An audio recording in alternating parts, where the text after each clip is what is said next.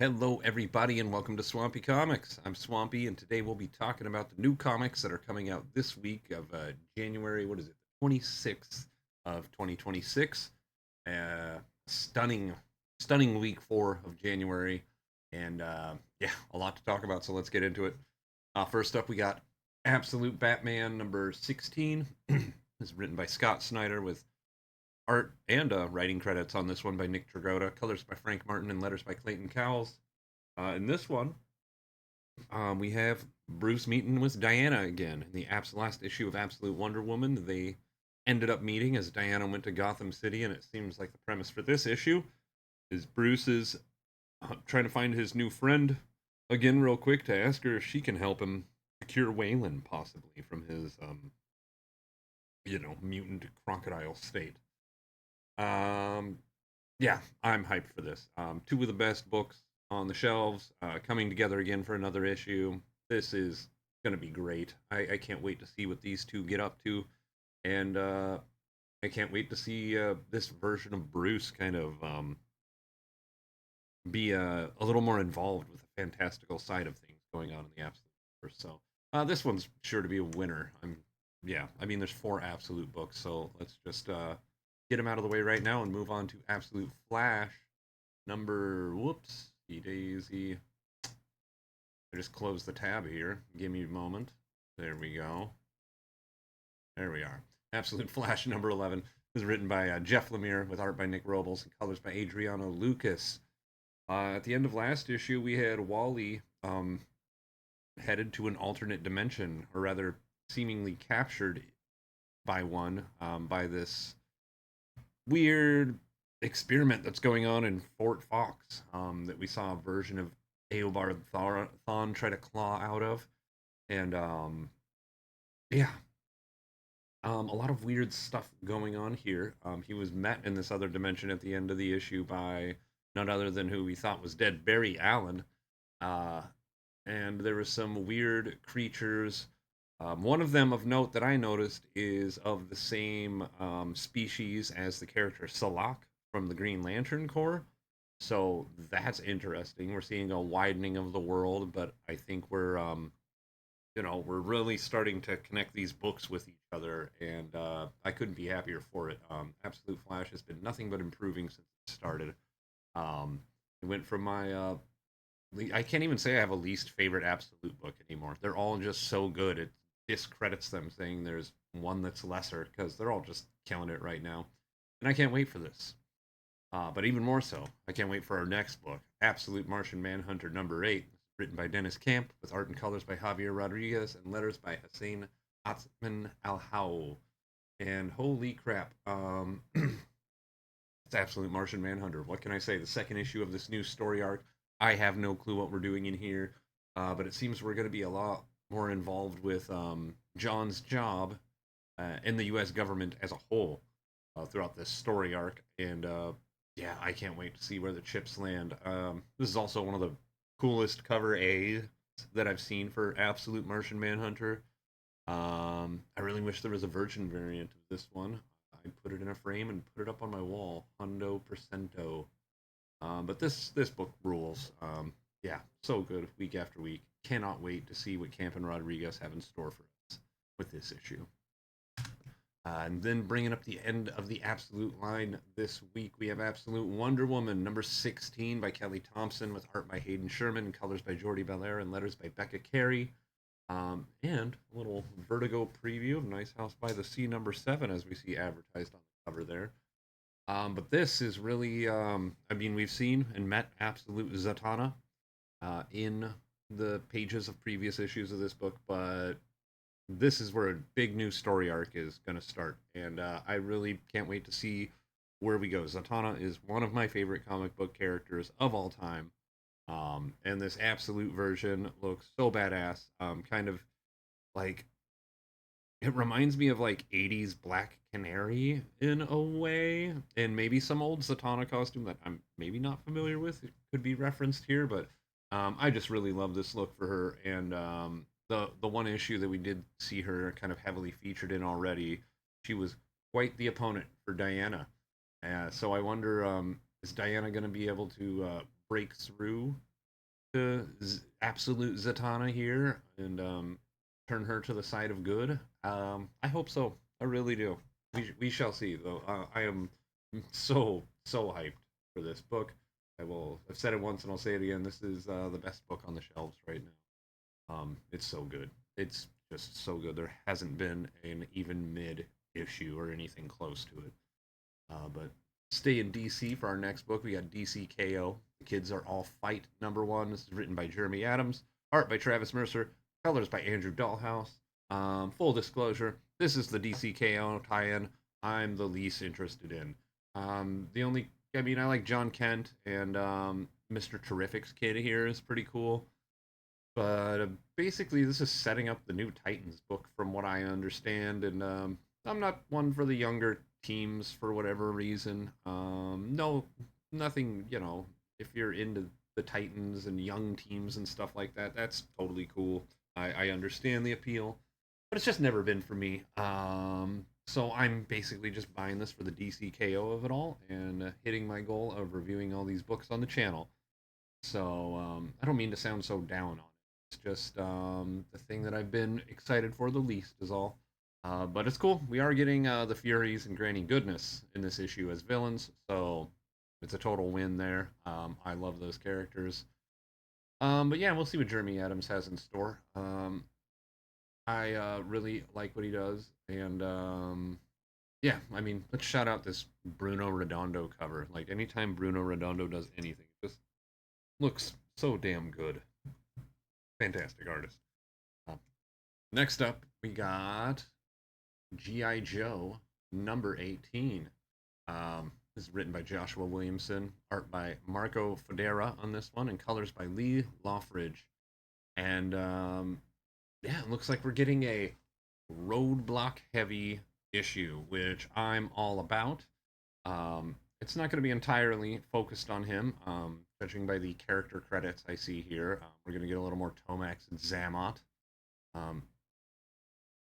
No Zartan, though. He was the big reveal at the end of last issue, but we can hold off a little longer. But yeah, let's just get to know one of the most iconic and coolest G.I. Joes of all time, Roadblock. This should be a nice little breather after the complete awesome chaos that was the Dreadnought War, and I'm so happy to be a monthly reader of this series. I'm really enjoying it. Next up, we got Green Lantern #31. This is written by Jeremy Adams with art by Osvaldo Pestana Montpeller, colors by Romulo Fiardo Jr., and letters by Dave Sharp. And kind of keeping up with the last few issues of Green Lantern. Like, the last issue was him teaming up with Batman, and the one before that was Green Arrow. So Hal's kind of hanging out on Earth, taking a sabbatical from the Corps, medical leave, so to speak, and trying to get some help from his old friends in the Justice League, in figuring out why his name is in the Book of Oa. And while he's going to them for help, they need his help. The Green Arrow and Batman issues were so great. I'm sure this trend is going to continue. I think this is a great direction to head into for the book. Hal kind of touching bases with his past a little more before the reins seem to be passed a little more to Kyle Rayner as a main character focus for the book. So I'm really excited for this. Barry Allen is my favorite Flash, and so yeah, two of the coolest guys that the Justice League ever saw hanging out together. Bring it on. More of this, please. I like Hal in this environment. I love big cosmic world, universe threat taking on Hal and all that. But man, Hal just dealing with Earth crimes and stuff rules. It feels old and comfortable, and yeah, I like it. So yeah, super stoked for this. Another book I'm super stoked for. Boom. We're doing the Joshua Williamson triple threat, by the way, this week. G.I. Joe, Iron Man, and of course Superman later on. If you watch this channel, that's going to be no surprise. But man, here we go. Iron Man #1, Joshua Williamson. Writing this one with art by Carmen Carnero, colors by Nolan Woodard, and letters by Joe Caramagna. A brand new era and a brand new series for old Tony Stark here. what I read in the preview is pretty intriguing. It seems like there's an evil ironworks, so to speak, trying to not just build an Iron Man suit, but trying to figure out who can be the next Tony Stark. And yeah, this is going to be a lot of fun. Joshua Williamson, I mean, his writing, he's he's really, him and Snyder are like the big two for me in getting me. I mean, with so many other people, Cantwell, um, even who I'm reading digitally, G. Willow Wilson. There's these writers on right now that have really helped just find that love for comics again. And Joshua Williamson is one of them. I'm a big Superman head now, and I wasn't when I started buying comics again last year. And Joshua Williamson got me into Superman, and I love that comic and that character now. He did the same for GI Joe. When I decided to check that out for the channel, the Dreadnought War, it just really hit on every level and reminded me, oh, I really like this property in comic book form. I was buying it in the early 2000s, like the early part of a Real American Hero and all that. So yeah, and then Iron Man. I mean, I can't wait to see what he's gonna do here. This is really exciting for me. Um, yeah, Joshua Williamson triple threat this Wednesday. It's a good year to be that guy. He's firing on all cylinders, man. I'll tell you what. Next up, though, let's go back to DC for Justice League Red, number 6, bringing this miniseries to a close. This one's written by Saladin Ahmed, with art by Clayton Henry, colors by Arif Prianto, and letters by Lucas Gattoni. In this issue, we have Cyborg, Deadman, Green Lantern, Simon Baz, Power Girl, and Red Canary all coming up against Red Tornado, who's taken a different form. Um, yeah, I almost dropped off of this book, but I really ended up liking it. This is just a fun adventure with some characters that are usually relegated to the side of things.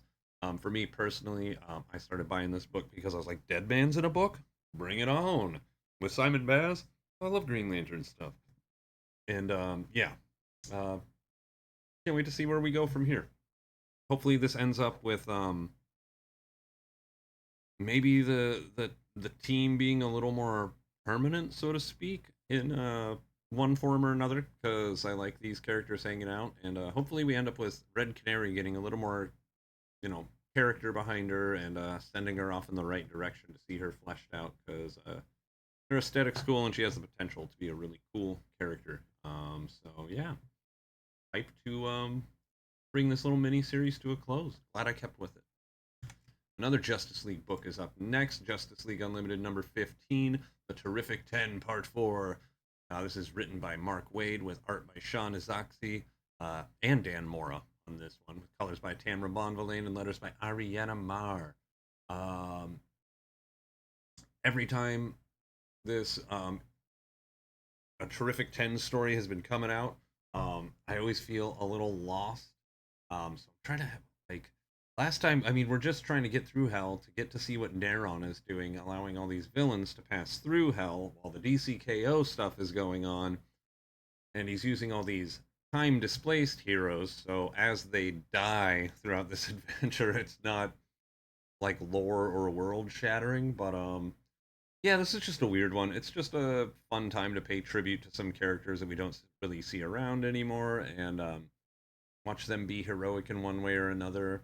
All driven and led by the cold and unfeeling Mr. Terrific. He's more of a robot than Cyborg is, I swear.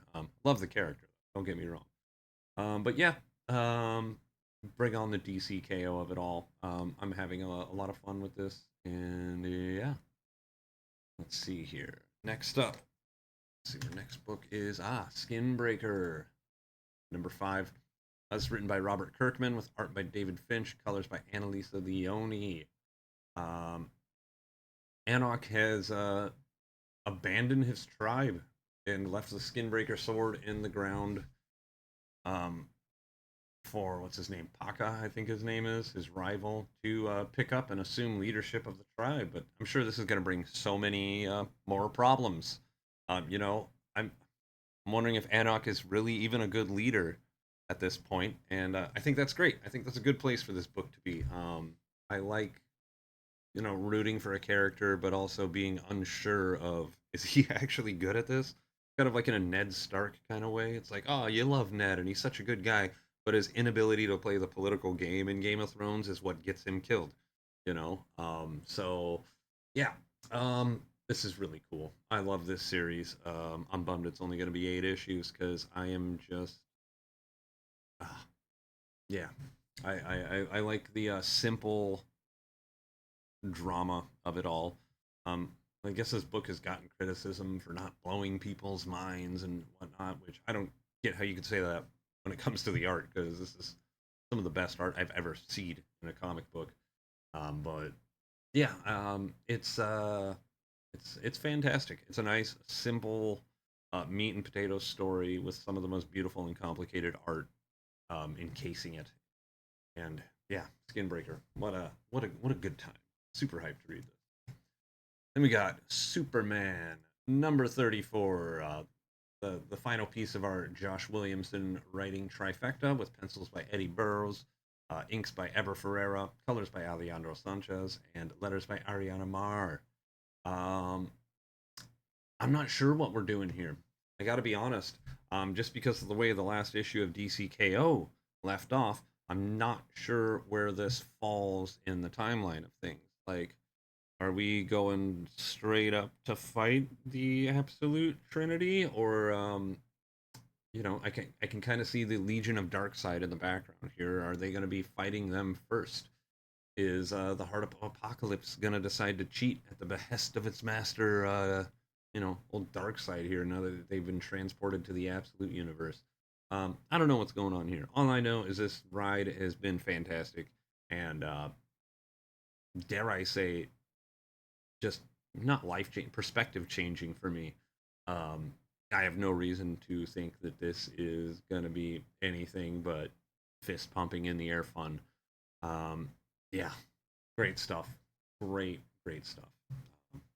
And then lastly, this week, we've got The Flash, our last DCKO tie in and comic book that I'll be discussing this week. Um, number 29, also known as Legacy number 829. This is written by Mark Waid with help on this one from Christopher Cantwell in the writing, and art by Vasco Georgiev, and colors by Matt Herms. Yeah, two of my favorite writers currently coming together on a title that I didn't really care for until the DCKO tie-in. I'm all about it. Bring it on. I believe Cantwell is taking over the Flash, not next issue, but in, oh no, Ryan North is taking over the Flash with Kevin Goodry in at 31. So yeah, I can't see what we are gonna do here. It looks like Barry might be getting his powers back, so I'm all about that. Um, yeah, and then you got that one Legion guy, something boy in the background, so kind of cool to see the Legion of Darkseid popping up everywhere.